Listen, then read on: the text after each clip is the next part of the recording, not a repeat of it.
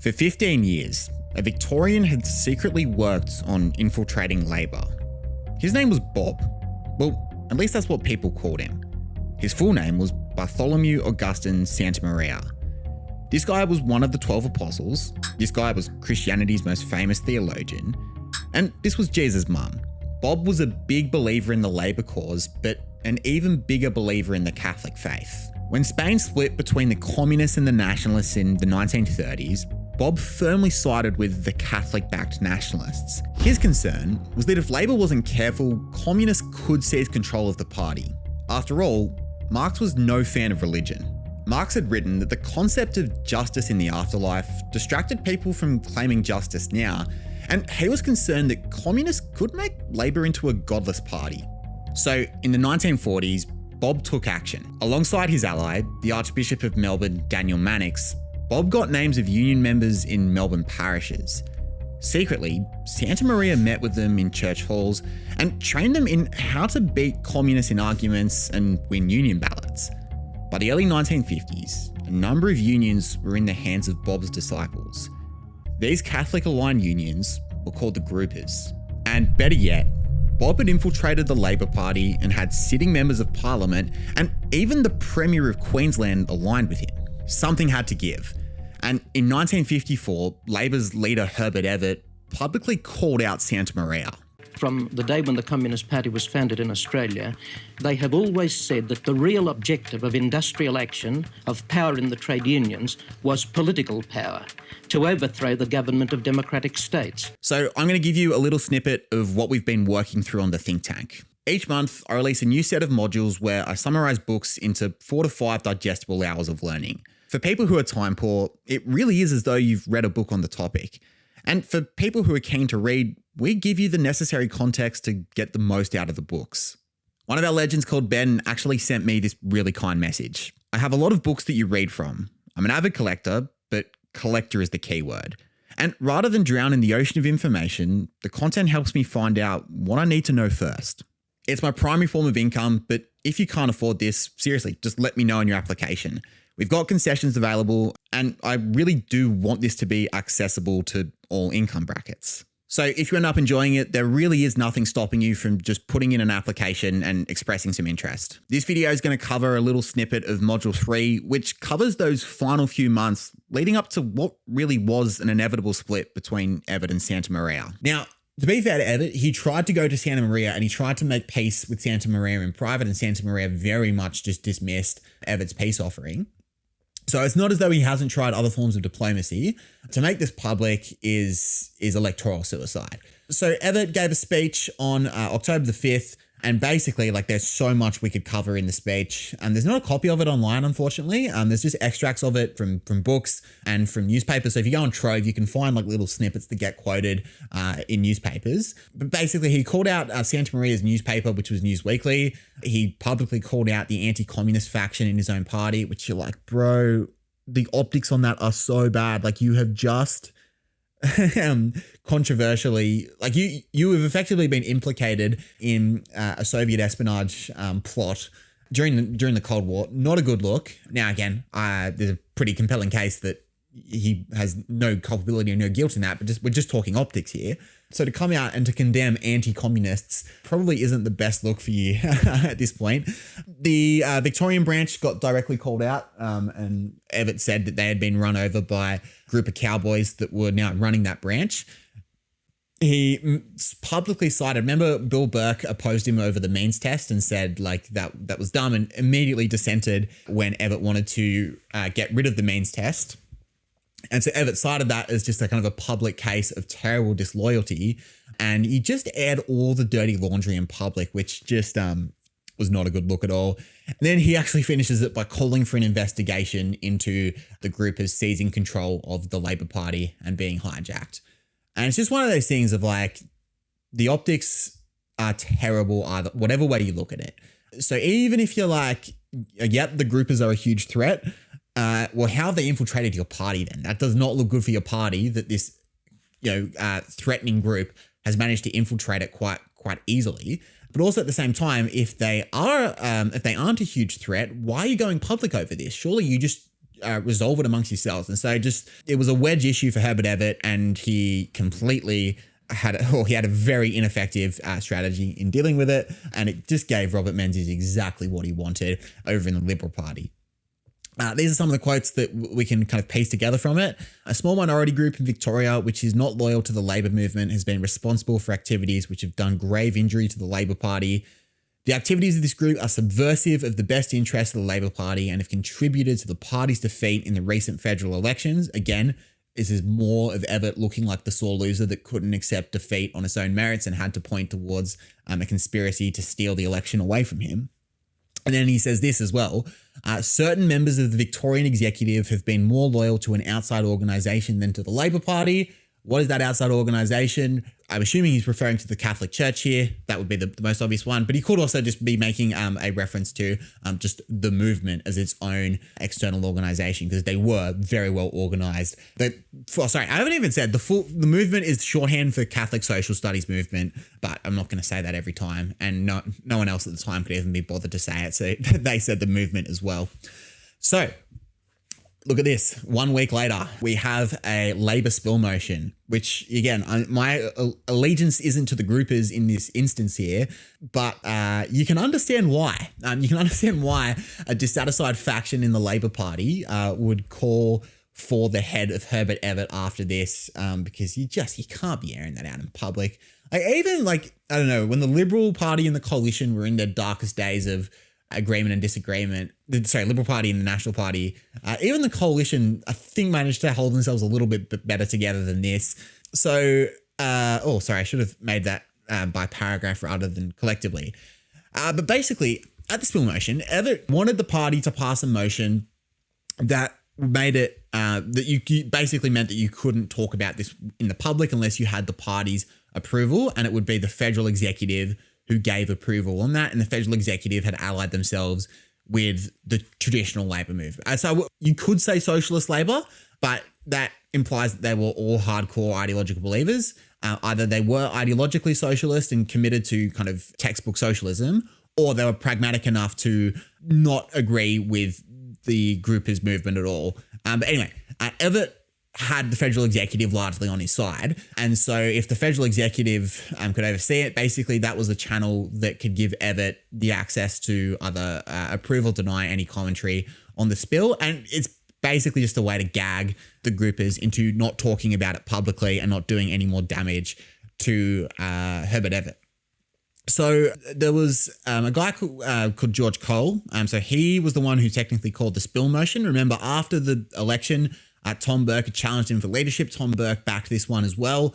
Now, this wasn't Tom Burke putting his hat in the ring because they couldn't do that. After an election, he could do that. He could go, I'm going to contest for nomination here. But once Evatt was decided, you had to call the spill first. Then you could call for a challenge to the leadership, but the spill never got up. So it failed 52-28. And the minutes are an A4 piece of paper. This is in Evatt's biography that the author was talking about this. The minutes for the meeting are just an A4 sheet of paper, and nowhere in the minutes does it say, Eddie Ward gave a good left-right good night to Tom Burke or anything like that. But everyone that was at that meeting has verified the fact that it got physical. What that physicality looked like, did it look like punches? Probably not, I'm going to assume, but certainly pushing and shoving, grabbing of collars, it got very heated. And the comment that tipped people over the edge was the comment that said name should be taken. So basically make it public record what your vote is, and let's stop this kind of lurking behind the shadows sort of thing. If you are a grouper, put it on record, show your true colours, stop this secrecy and make it known where you stand. And that was what Eddie Ward said, allegedly. Some people attribute it to other people, but some even attribute it to Evatt himself.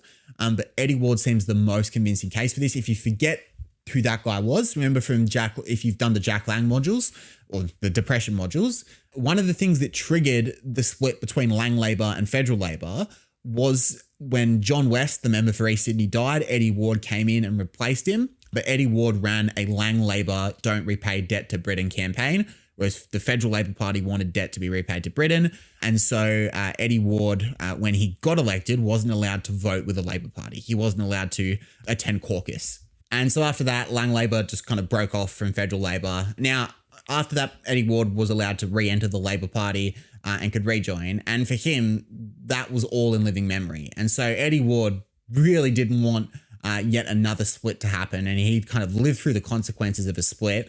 But also at the same time, he felt that the groupers were the ones who were responsible for leading that renegade faction in that split, and he wanted them to put it on record and to stop the shadowy, murky nature of Santa Maria's infiltration of the Labor Party. And basically, this is a larger cry, which isn't just about the leadership spill. It's about, in the nature of this dispute, we now know about it, like Herbert Everett's called it out.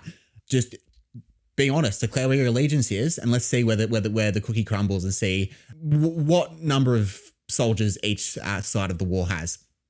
So we can see, like, this is, we'll see some of the back and forth.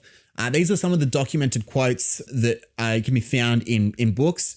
Whether it was said word for word, probably not, but you get the gist of it. This has been recounted by people who were at that Labor spill. So this one comes from Jack Mullins, as you can see, a grouper, and especially given that he's from Victoria. Your great weakness, Dr. Everett, is that you are devoid of principle and you are devoid of loyalty. You are devoid of decency and you're devoid of concern for what your selfish, self-centered motives might do to the party. Step by step, you have taken us all to the brink of the precipice of disaster we face right now. For everyone saying bring back civility in politics, wasn't that civil. This is an internal party dispute. And this is just what caucus or Labor spill or leadership spills are often like. It's often, very, very robust and heated debate. And then they all fall in line and vote together as a party, but not in this instance.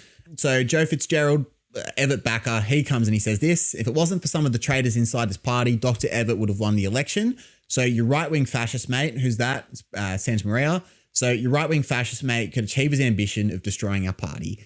And so Fitzgerald's using that as a slur, particularly given that Santa Maria had supported Franco in the Spanish Civil War, because he was seen as a way of advancing the Catholic Church against the communists in that war. So it's getting very heated, and you've got both sides that are slinging arrows at each other in a quite robust way, to put it mildly. And so after this nightmare Labor leadership spill goes ahead, it's unsuccessful, doesn't get through, but still the spill is called, and it gets very heated. The Labor Party launches an investigation. So this is the federal executive. So again, federal coaches, let's put it that way. They are the ones that are responsible now for carrying out an investigation into just how powerful the groupers are. Again, Eddie Ward wants them to name themselves. Just name and shame. If you're a grouper, let us know. The federal executive conducts an investigation not into just who are the groupers, but also how much power, how much influence do they have, and how did they get that influence. So it ran from October to December, and it targeted the Victorian branch. Now, the groupers were everywhere. They were in WA, they were in New South Wales, they were in Queensland, but Victoria was considered, the Rome of their empire. And so over the course of a 2-month investigation, they interviewed a lot of people, and they actually came to the conclusion that the Victorian state executive was illegitimate. It had been part of a deliberate attempt to hijack control of the party. That was the investigation's findings. And that basically Santa Maria had found a way to do the equivalent of branch stacking in union elections. And because it was very well organized by an external influence, they felt as though new party elections were needed because they were just getting flooded with plants from someone who did not have the party's best interests at heart. That was the kind of investigation's findings. They go, okay, we need to now elect a new state executive for the Victorian branch of the Labor Party. And previously, some unions had disaffiliated from Victorian Labor and had kept their loyalty to the Communist Party. Now, often the unions would have affiliations with both of those. So the Waterside Workers Federation would be an example of one. But in this instance, some of the unions had disaffiliated from the Victorian Labor Party because they're like, oh, okay, it's just run by Catholic cowboys that completely want to do away with communism in the Labor Party. We're on the margins. We're going to get no say here. We're going to get no influence here. It's just not worthwhile. And so the Labor Party reached out to a number of those unions and they said, hey, you come back, you can have a vote for who you think should be on the Victorian state executive. And of course, they're not going to vote for any groupers at all. So when the vote went through, there was a new anti-grouper executive that was formed for the groupers. This was seen as a coup, straight up. Think of federal executive as the CIA. They have created an insurrection. They've put a puppet in on the state executive to do their will, and it was just seen as nothing but a complete coup against what were democratically elected state executive leaders. That was the way they argued. So the old guard that were previously on the Victorian state executive, they did not accept the legitimacy of this investigation. And they certainly didn't accept the legitimacy of the new executive that was put out there to replace them. So it's a little bit awkward now because they're like, okay, no, we're the president. In the case of like the stolen election in 2020, well, that's a provocative way of putting it. Trump's still ceded power, obviously not well, not in a way that was conducive to a flourishing democracy. But he still was not saying, I am actually the president. Biden still obviously got to take in. Imagine if on Biden's swearing in day, Trump is there and he's like, no, I'm still the president and I'm issuing executive orders and stuff like that. So that was the case for the Victorian state executive. The old guard refused to resign. And so they, had to take on this new executive that had been chosen by Canberra, so to speak. The federal executive said, no, the old one has to go. This is not happening. You are gone. We haven't formally expelled you as individuals, but certainly as a state executive, we do not recognize the legitimacy of you in Victoria. You are a rogue state, so to speak, or a rogue state executive.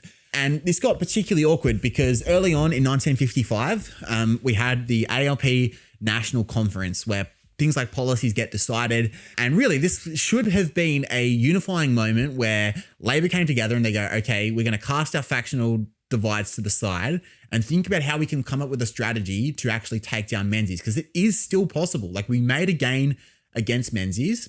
Menzies still isn't popular. He's just less unpopular than Herbert Evatt after the Petrov affair debacle. This is still winnable. We can still win the upcoming election and we can still have a really good shot at winning. Now, they're thinking 1957 at that point. That's when they think the next election is going to be called. What they don't know is that they're going to give Menzies the cheat codes to call another election and win with a supermajority. So the old Victorian executive, they actually attempted to go to the conference. Again, imagine if Trump tried to go to like the G7 or something like that during the last time when Biden was the president, and they're locked out and they're told they cannot enter because they are not a legitimate Victorian state executive. They're a rogue executive trying to illegitimately claim power. So you have other groupers. So these are federal politicians that identify with the groupers. They boycott the conference because they're like, this is a farce, right? Our guys that were democratically elected to the Victorian state executive, well, now they are barred from entry. That's pretty not okay. It's a witch hunt to try and get rid of Catholics in the Labor Party. And so the rest of the groupers, they boycott the conference. And of course, Menzies is just sitting there being like, you idiots, like you are giving it to me on a plate here. It was very public. You have newspapers photographing people outside the conference, not able to get in and being pretty angry. It captures photos of physicality, and it is just an absolute nightmare for the federal executive and for the remnant of the Labor Party. So in terms of what this conference achieved, it was very much codifying the fact that the groupers were not part of Labor, and it was very much disendorsing the groupers as a political force within the Labor Party. So they voted to remove the political recognition of industrial groups in Victoria. So the unions that were controlled by the movement or had come up or had seen Catholics in power because of quote unquote the movement. And basically they said, yeah, we don't recognize you. You have no voting power and no delegation powers in the Labor Party. Evatt backtracked when he was considering not recognizing the Chinese Communist Party as a peace offering to Santa Maria. He backtracked on that and endorsed the recognition of the Chinese Communist Party and said they should be in the UN, not Chiang Kai-shek's Taiwan or Chiang Kai-shek's Republic of China to be specific. And then Pat Kennelly actually managed to see an ally of his succeed him as the federal secretary. And so the federal executive has a new national secretary or a new federal secretary, and that is also someone who stands opposed to the groupers. The groupers got nothing out of this conference, and it's just verdict after verdict after verdict, which is making it very clear that we do not want you anywhere near our party anymore. And for Herbert Evatt, himself. A lot of people kind of give the commentary that would have said, hey, I think this would have been the best time for Herbert Evatt to step down. Again, it could have been a chance for Labor to start over completely, to go, they're both gone. And if Evatt went out peacefully and said, look, my final contribution to the Labor Party as leader was to make sure that we weren't hijacked by a bunch of religious zealots or industrial terrorists, so to speak. You can kind of use that language. That was my final act as leader of the Labor Party, and that is the gift that I'm giving to the new leader. This has been a shameful chapter in our history, and regrettably, this was the fight that we had to have. Now that we've had that fight, we need someone new to come in and to take the party forward once again. That could have been the best outcome for Labor, but Evatt thought quite highly of himself. I did mention before that his biographer does believe that he was a narcissist, and that's not saying it the way that narcissism is used today. Literally, narcissistic personality disorder is what he believed Evatt had, and Evatt never entertained the possibility of stepping down. And he thought that being the prime minister the prime ministership was just waiting for him. And again, I think failed to see the destructive influence that he was having on the optics of the Labor Party. And the federal executive had allied close with him to get rid of these groupers. So they weren't going to make any moves. And a lot of people didn't necessarily agree with Evatt or endorse Evatt, but they certainly opposed the groupers. And the way that the debate was framed at the end of 1954 and then going into the beginning of 1955 was that you're either with the groupers or you're with Evatt. And that was the way the cookie crumbled. I use that phrase a lot today. I don't know why. I don't really use that often in life. But those are the battle lines of the internal party politics. But there is room for a third option, right? There is room to be like, I disendorse the groupers, but I don't think Evatt should be our leader. There should have been room for that in the Labor Party, but at that point, it was just, are you with Evatt or are you with the groupers? Where do you stand? And it was tough to actually carve out a middle ground to stand on. So last thing that we'll have a look at for today was that after the conference, we start to see expulsions formalized, and 100 members were expelled from the party. The link's below to join, and for the July modules, there's an extra 3.5 hours explaining the 1955 split, including how it went on to shape Labor left and Labor right. I myself read all of the applications, and I really do love just hearing your stories, so I'd love it for you to come join us.